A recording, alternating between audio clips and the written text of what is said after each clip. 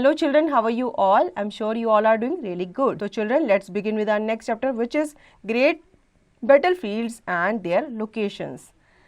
The revolt of 1857, which united all Indians against the injustice Britishers, is often called the First War of Independence. After this begins new war against British regime fought in various battlefields.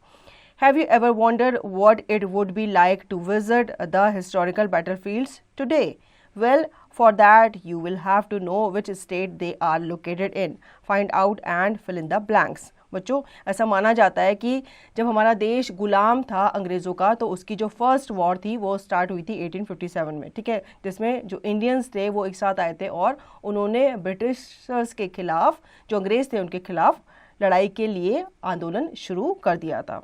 अब यहाँ पे हमें कुछ बैटलफील्ड्स के बारे में बताया गया है और ये भी पूछा गया है कि वो किस लोकेशन पे हुई थी। जैसे सबसे पहला है श्रीरंगापट्टनम, ये हुई थी कर्नाटका में, ठीक है। सेकंड टेरेन, ये जो बैटल है ये हुई थी हरियाणा में। थर्ड पानीपत की लड़ाई, आपको पता ही है कहाँ हुई थी, ये भी हरियाणा में ही हुई थी। फोर्थ तालीकोटा, ये कर्नाटका बीजापुर डिस्ट्रिक्ट में हुई थी।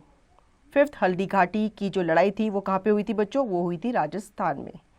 सिक्स पलासी की जो लड़ाई थी वो हुई थी वेस्ट बंगाल में। सेवन बुक्सर, ये लड़ाई हुई थी बिहार में। एंड एट्थ कुरुक्षेत्र, ये कहाँ पे है, ये हरियाणा में है। Now do you know 1526 between Babur and Ibrahim Lodi?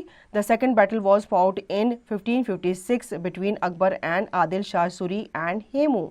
The third battle was fought in 1761 between the Afghans and Marathas. बच्चों 1526 माना जाता है बाबर और इब्राहिम लोदी का, इनके बीच में काफ़ी सारी लड़ाई हुई थी, ठीक है। सेकंड बैटल जो हुई थी वो कब हुई थी, वो हुई थी 1556 में between Akbar and Adil Shah Suri and Hemu, इन तीनों के बीच में ये लड़ाई हुई थी, ठीक है।